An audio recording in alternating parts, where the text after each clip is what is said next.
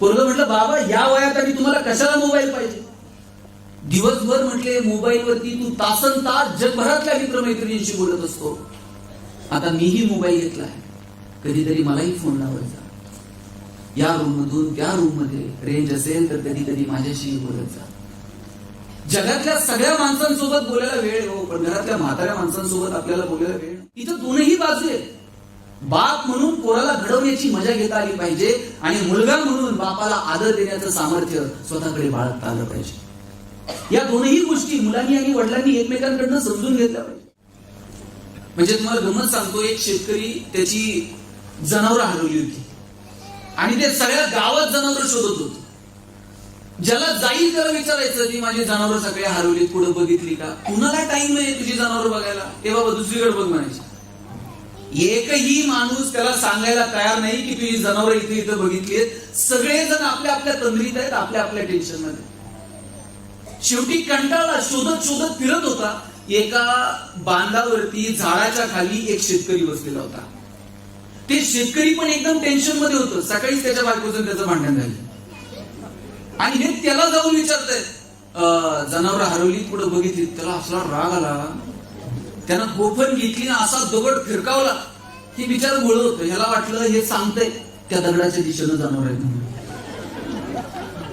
जिकडं दगड फिरकवला तिकडं बघायला गेले आणि सुदैवानं त्याच दिशेला त्याला त्याची जनावरं सापडली.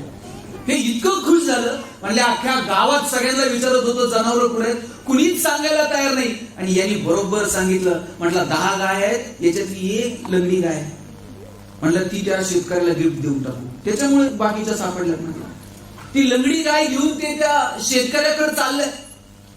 तिथं जवळ गेला आणि त्याला म्हणला तुझ्यामुळे जनावर सापडली, ही लंगडी गाय मला तुला भेट द्यायची. ते शेतकरी म्हणते तुझ्या पाया पडून सांगतो मी दगड आणलेला नाही, मी हिला लंगडी केली नाही. म्हटलं कुणी कुणाचं ऐकायलाच मोकळं नाही हो. प्रत्येक जण आपल्या आपल्या तंद्रीत आहे. हे म्हणतोय बाबा मी म्हणतच नाही तू दगड आणलाय, ही घे तुला. तुला शेवटचं सांगतो मी काही केलेलं नाही. म्हटलं बरं तिकडून घोड्यावर एक येत होता. ह्या दोघांची एवढी भांडणं त्या घोडेवाल्यानं ऐकली. त्या घोडेवाल्याकडे दोघं गेले. हे म्हणतंय माझी लंगडी गाय, ह्याला गिफ्ट द्यायची, ह्याला भेट द्यायची. ते म्हणतंय शपथ घेऊन सांगतो मी दगड आणला नाही. घोड्यावाला म्हणला तुम्ही दोघं गप्प बसा. म्हणला हे घोडं मी विकत आणलंय, मी काय चोरून आणलंय काय? म्हणले घेणं नाही देणं. या तिघांची एवढी भांडणं शेवटी राजापर्यंत गेली. बरं राजाचं ऑलरेडी 2 राण्या, दोघींसह भांडणं झाली. दोन्ही यानं राजवाड्याच्या बाहेर काढलेल्या. आणि हे तिघांचं जाऊन काय चाललंय? हे म्हणतंय माझी लंगडी गाय ह्याला द्यायची, ते म्हणतंय मी दगड आणला नाही, हे म्हणतंय घोडा मी विकत आणलाय. राजा म्हणला तिघं बाहेर. तुम्हीच काय म्हणला अख्खं प्रधानमंडळ जरी आलं ना तरी राण्याला आत घेणार नाही म्हणला.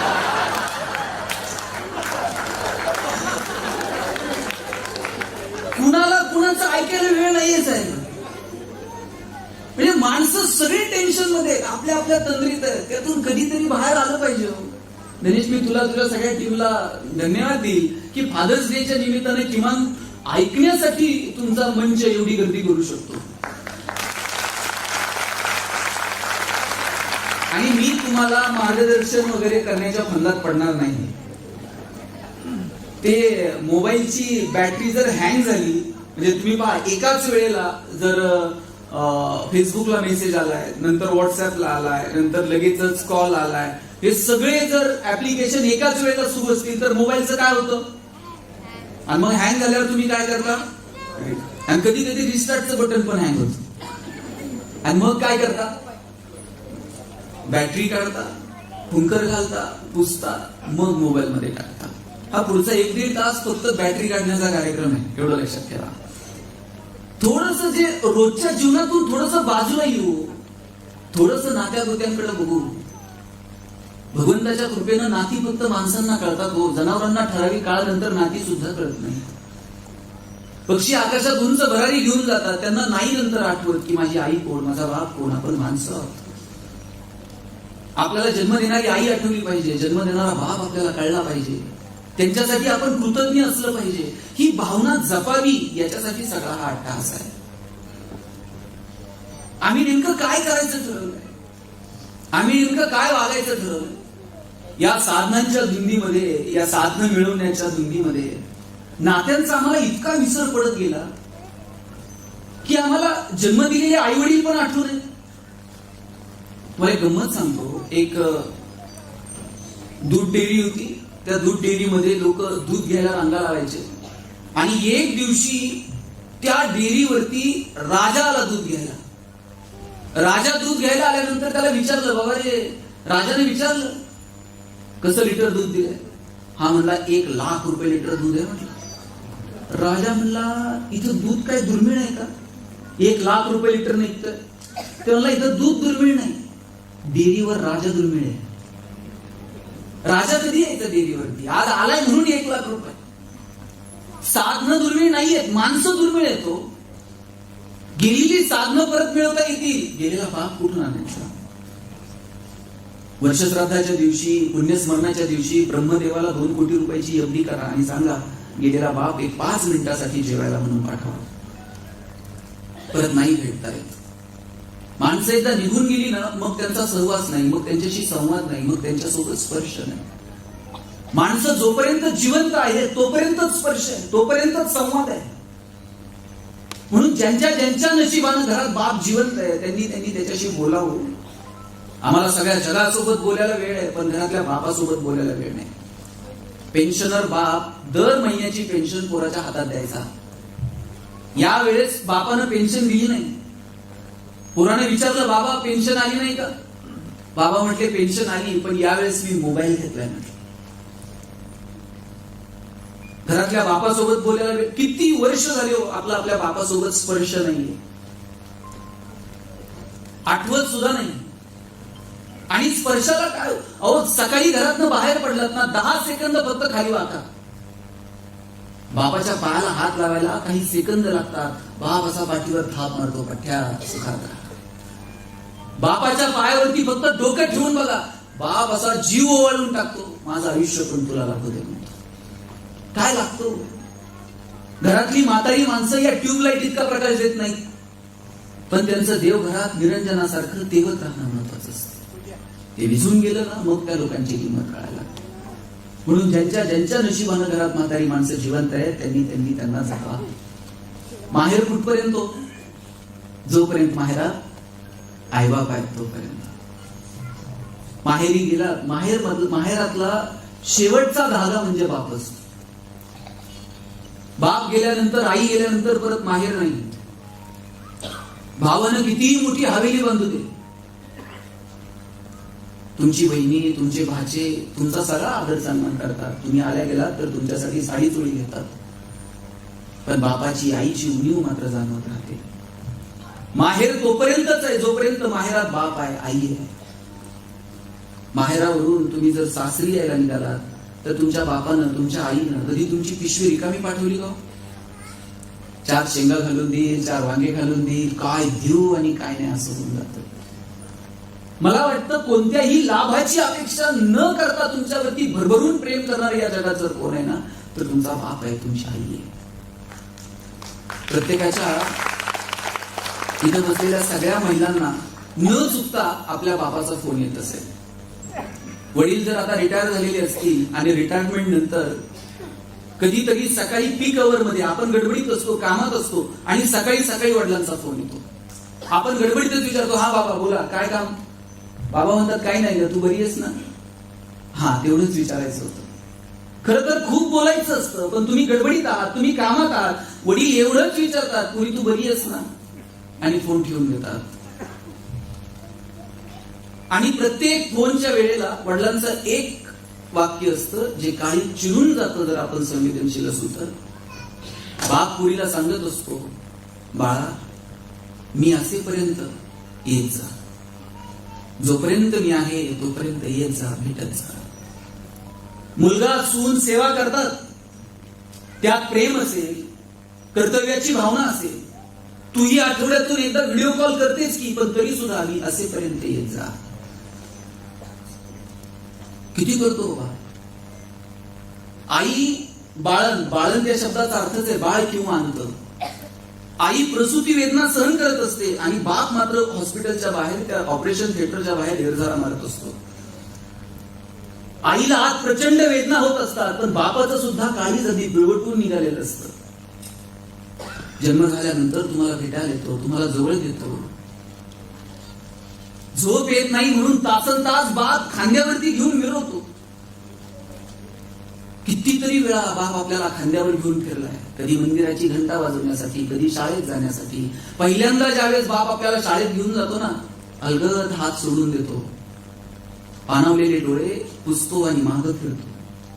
बाप जेव्हा आपल्याला सायकल चालवायला शिकवतो, बाई नीट हँडल नीट पकड, ब्रेक इथे असतंय, हा चल चल, अलगद सोडून देतो, मागे उभा राहतो ठामपणे तुमचा प्रवास पाहण्यासाठी. किती करतो बाप. पहिल्यांदा तुम्हाला कॉलेजला घेऊन जातो त्यावेळेस अस्वस्थ असतो, पण ती अस्वस्थता तो दाखवत नाही. तुम्ही कॉलेजमधून घरी येईपर्यंत तो चिंतित असतो. तुमच्या लग्नामध्ये असा तुरा काढून मिळवत असतो बाप, छाती काढून चालत असतो, सगळ्यांना सांगतो पोरीचं कल्याण झालं. पण कन्यादान झालं ना, जावायच्या हातात हात देताना मान खाली घालतो आणि सांगतो, जावाई बापू सांभाळून घ्या. तर हाताच्या फोडाप्रमाणे पोरगी जपली हो, सांभाळून घ्या. किती करावं अहो. बाप सुनेचा हात म्हणजे सून ज्यावेळेस घरात स्वीकारतो त्यावेळेस तिच्या बापाला सांगत असतो, सून नाही हो, आमची पोरगी आहे. आणि आपल्या पोरीचा हात कुणाच्या तरी हातात देताना सांगतो, तर हाताच्या फोडाप्रमाणे जपली आहे, सांभाळून घ्या. हा बाप जोपर्यंत जिवंत आहे तोपर्यंत त्याच्याशी बोला, तोपर्यंत त्याच्याशी संवाद साधा. जोपर्यंत त्याच्या जीवनात त्याची अर्धांगिनी असते, जोपर्यंत त्याची पत्नी असते, तोपर्यंत वाघासारखा असतो बाप. पण ज्या वेळेस त्याची पत्नी त्याला सोडून जाते, खरं तर आतून भितरलेला असतो, आतून खचलेला असतो, पण दाखवत नाही. ऍडजस्ट करून घेतो सगळ्यांसोबत. नातवासोबत खेळतो, नातीसोबत खेळतो, नातवासोबत खेळताना घोडा करतो. नातवाकडनं स्मार्टफोन कसं वापरायचा ते सुद्धा शिकून घेतो. कधीतरी सुनेला म्हणतो, हातात राखी बांधशी. विस्कटलेली नाती पुन्हा नव्यानं जोडण्याचा तो प्रयत्न करतो. मुलाचं लग्न होत असताना मन सावरून घेतो, मन बांधून घेतो. एक नवीन अंक, एक नवीन प्रवासाला त्याच्या सुरुवात झालेली असते. काय होईल जगणं. आणि अशा वेळेला बाप कधीतरी आठवड्यातनं फोन करतो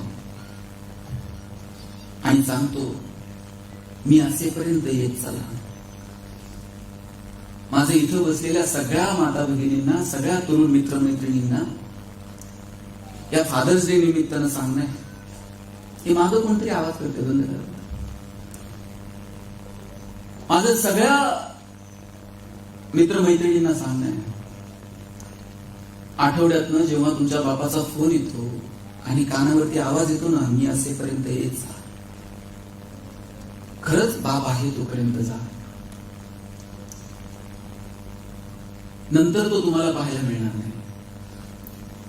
तुमच्या असाइनमेंट, तुमच्या मीटिंग, तुमचे अनेक प्रपोजल, बिझनेस, कमिटमेंट, हे सगळं बाजूला ठेवा आणि जोपर्यंत बाप आहे तोपर्यंत त्याला भेटा.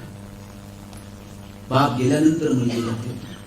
एसटीतनं उतर, अहो पोरीचं आणि बापाचं प्रेम काही वेगळंच आहे.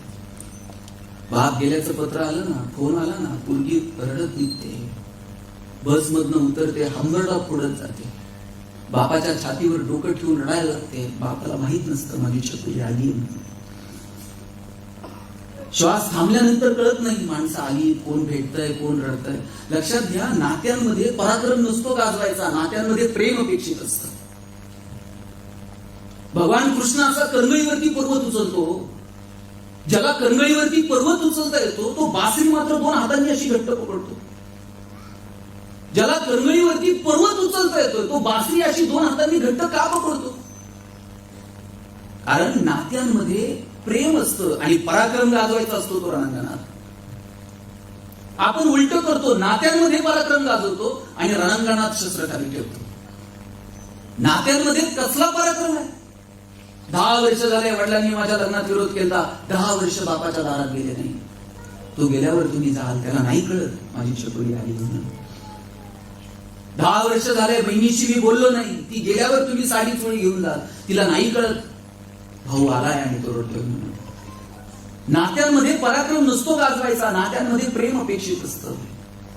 ते प्रेम आपल्याला नाती जिवंत आहे तोपर्यंत देता येईल का, मला वाटतं याचा विचार करा. लक्षात घ्या, आई आणि बाप ही नुसती नाती नाहीये, त्या भावना आहेत. आई असणं हे निवळ तुमच्या प्रसूती वेदनांशी निगडीत नाहीये. आई असणं हे निवळ तुमच्या स्त्रीत्वाशी निगडीत नाहीये. आई असणं हे जर निवळ तुमच्या प्रसूती वेदनांशी, निवळ तुमच्या स्त्रीत्वाशी निगडीत असतं, 750 वर्ष 21 वर्षाच्या तरुणाला लोक माऊली म्हटलेत असते. जगातला एकमेव पुरुष आहे ज्ञानोबा, सगळ्या जगाला आई म्हणून हाक मारली हो. म्हणून मला असं वाटतं की आई आणि बाप ही नुसती नाती नाहीये, आई आणि बाप ही भावना आहे. बघा, जग तुम्हाला बाहेर बाळासाहेब म्हणत, घरी गेल्यावर आई काय म्हणते? आई म्हणते बाळू. आई उकार लावते, आई उकाराची भाषा बोलते. ती उकाराची भाषा ज्ञानोबा बोलतात. तो ज्ञानोबा म्हणतात, ऋणू झुणू रे भ्रमरा, सांडी तो अवगुणू. अवगुण या शब्दाला ज्ञानोबांनी अवगुण म्हणावं, याच्यापेक्षा काय प्रेम असू शकतं? बघा, पोरग कसंही असलं तरी आई काय म्हणते?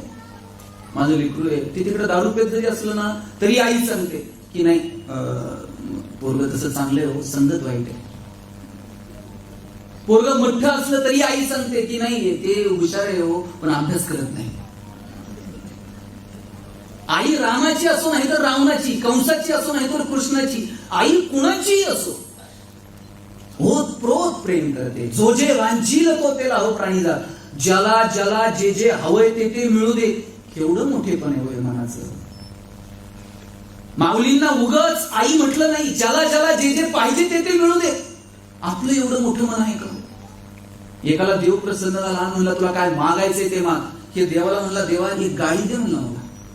देवाला गाडी दिली ती, पण तुला एक देईन, पण तुझ्या शेजारच्याला 2 गाड्या देईन म्हणला.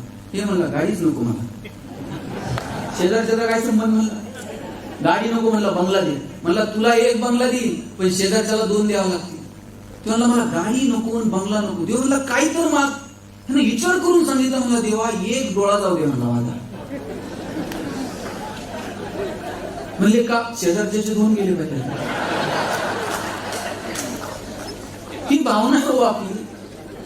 म्हणजे असं मला नेहमी वाटतं. बघा, आपले ना अडचण काय झाली माहितीये का? आपलं सुख, आपला आनंद आपलं हो. आई बाप मुलं घरात एकत्र बसणार, बोल करून एकमेकाशी गप्पा मारणार, एकत्र जेवण करणार, मजा आहे, आनंद आहे.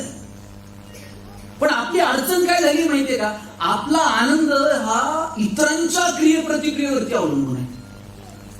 इतर लोक आपल्याविषयी काय विचार करतात त्याच्यावरती आपला आनंद अवलंबून आहे. समजा ताई लाईट गेली, काय करता तुम्ही? ते गाडी पेटी लाईट ते नंतर पहिल्यांदा आपण बघतो शेजारच्याची आहे का,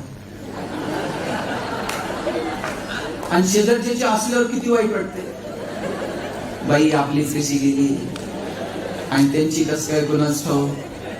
आणि शेजारच्याची नसल्यावर इतकं बरं वाटतंय सरपंच, असं वाटतंय सगळ्या गावाचीच गेली, 2 दिवस नाही आली तरी जमते.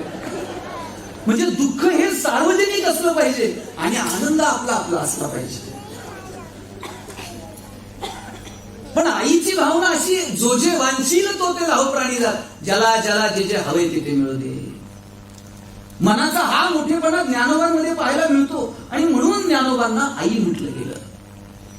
जसं मी म्हटलं की आई असणं हे तुमच्या स्त्रीत्वाशी निगडीत नाही, अगदी तसंच बाप असणं हे सुद्धा तुमच्या निवळ पुरुषत्वाशी निगडीत नाही. घरातला पुरुष गेल्यानंतर कितीतरी स्त्रिया कर्तृत्वानं पुढे उभ्या राहिल्या, आपल्या मुलाला घडवलं. किती उदाहरणं सांगू की ज्यांनी एका आईनं बाप माणूस म्हणून कुटुंबामध्ये काम केलं. लांबचं कशा लावून मी तुम्हाला अहिल्याबाई होळकरांचं उदाहरण देईन. एक स्त्री, अहिल्याबाई आपल्या चोंडीच्या आहेत. होळकरांच्या घरच्या सून झाल्या, शिंद्यांची पोरगी. आणि होळकरांच्या घरची सून झाल्यानंतर म्हणजे वडिलांनी शिकवलं, मोठं केलं, त्यांच्या वडिलांना मानावं लागेल. अहिल्याबाईंनी शिकलं पाहिजे, त्यांनी शस्त्र जाणलं पाहिजे, त्यांनी शास्त्र जाणलं पाहिजे, त्यांना नीतीशास्त्र कळालं पाहिजे, धर्मशास्त्र कळालं पाहिजे, न्याय व्यवस्था कळली पाहिजे. याच्यासाठी वडिलांनी पुढाकार घेतला आणि आपल्या मुलासाठी हीच मुलगी म्हणून होळकरांनी घरची सून करून घेतलं. अहिल्यादेवी इंदोरला गेल्या. अहिल्यादेवींचे वडील वारले, आई गेली, पती गेला, सासरे गेले, मुलगा गेला, जावाई गेला, लेक गेली. अहिल्यादेवी एकट्याच राहिल्या आणि एकट्या राहिल्यानंतर राघोबा दादांना वाटलं की इंदोर आपण घेऊ ताब्यात. 5-10 हजाराचा फौज फाटा घेऊन आले शिपरी नदीच्या काठावरती आणि अहिल्यादेवींना कळालं की इंदोर घ्यायला राघोबा दादा आले. अहिल्यादेवी एक स्त्री आहे, पण राघोबा दादांना पत्र लिहिलं, राघोबा दादा दान म्हणून जर मागाल ना तर तुमच्या वाट्याचं दान तुम्हाला देऊन टाकू, पण हिसकावण्याच्या दृष्टीने जर आला असाल तर 2000 महिलांचा फौज फाटा घेऊन स्वतः अहिल्या रणांगणात उभी राहील आणि हातात भाला घेऊन उभी राहील. राघोबा दादांना पत्र लिहिलं. विचार करा, मी जर हरले तर इतिहास मला नावं ठेवणार नाही, पण महिलांच्या फौजेकडून तुम्ही जर हरलात तर इतिहास त्याची काय नोंद ठेवी. राघोबा दादांनी पत्र लिहिलं, अहिल्या मी लढायला नाही, तुझा मुलगा गेला म्हणून तुला भेटायला आलं. उलट पत्र पाठवलं राघोबा दादांना अहिल्यादेवींनी. मग त्याच्यासाठी 5-10 हजारांचा फौज फाटा कशाला, पालखीत बसून या, स्वागत करेल अहिल्या तुमचं.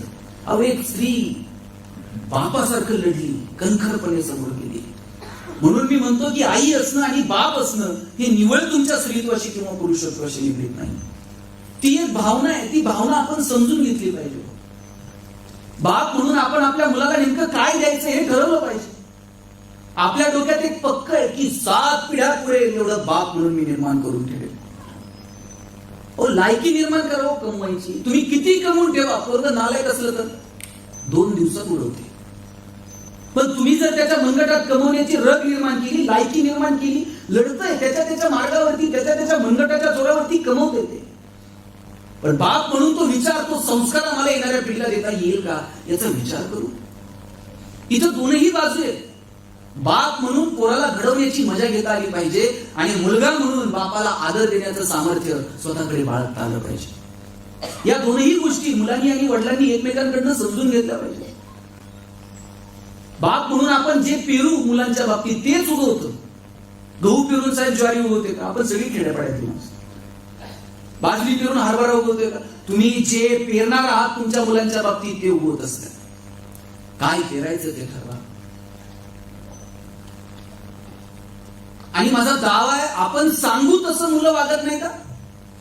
आपण जसं वागू तसं मुलं वागतात. आपण काय वागायचं ठरवलंय. म्हणजे बाप पोराला सांगते व्यसन करू नये आणि घरी गेल्यावर बापच पोराला सांगते 10 जरा चुलीव सिगरेट पेटून आण. ते पोरगा असं ते बापाकडे जसं ऑलिम्पिकची ज्योत घेऊन आले. बाप कानातनं धूर काढतो, नाकातनं धूर काढतो, सगळ्या गावात सांगतो जादूगार बाप आहे. तुम्ही काय पेरायचं ठरवलं? अहो तुकाराम महाराजांना हेवा वाटला स्वतःच्या बापाविषयी बोलताना. ते म्हणले आमच्या बापाची मिराशी गा, मिरवीनं पांडुरंगा तुझी चरण सेवा. तुकाराम महाराज म्हणतात की आम्ही आमच्या बापानं जी मिराशी घालून दिली ती आम्ही आमच्या डोक्यावर मिळवू. तुझी मिराशी गा पांडुरंगा. काय काय म्हणावं या गोष्टी. तुकाराम महाराजांना वाटलं की आपल्या बापानं जो आदर्श घालून दिला तो आम्ही मिळू आयुष्यभर. आपल्या बापाचं जे कर्तव्य, आपल्या बापानं जे कर्तृत्व उभं केलं ते पोरांना मिरवावं असं वाटलं पाहिजे. आणि पोरांनी असं कर्तृत्व करावं की आपल्या बापाला ते मिरवावं वाटलं पाहिजे.